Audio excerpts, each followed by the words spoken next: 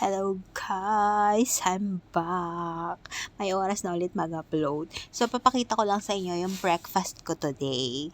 Simple lang pero masarap siya. And healthy. Nag-toast lang ako ng 2 slice of bread.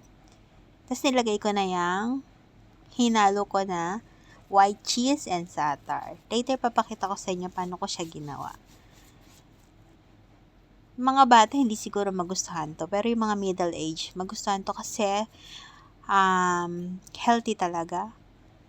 Not too creamy. Little bit salty. Paano ba siya paliwanag? Basta masarap siya, try nyo. Mga taga Middle East, maintindihan yan. Pag sinabing za'atar.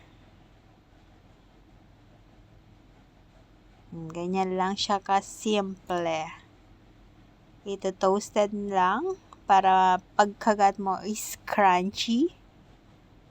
Yes.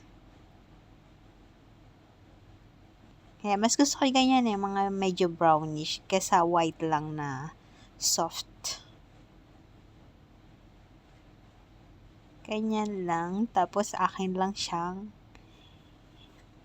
kinat ng pa-triangle. Wala lang. Para lang may design. Hindi masyadong boring na rectangle or square. May iba naman. Tapos pwede mo nang kainin. Pwede mo na siya i-pair sa coffee.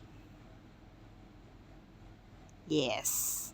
And dahil ready na siya, pakita ko na sa inyo paano ginawa ang cream. Ayan, sa maliit na bowl, nagmix lang ako ng white cream cheese or lebna. Mga taga Middle East maintindihan yan pag sinabing lebna.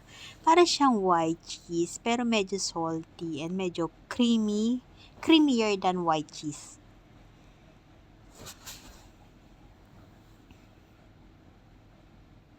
Tapos, lagyan mo lang siya ng katamtamang dami ng za'atar powder. Huwag mo masyadong damihan kasi medyo salty siya. Ayan na siya. Green na. So, pag ganyan na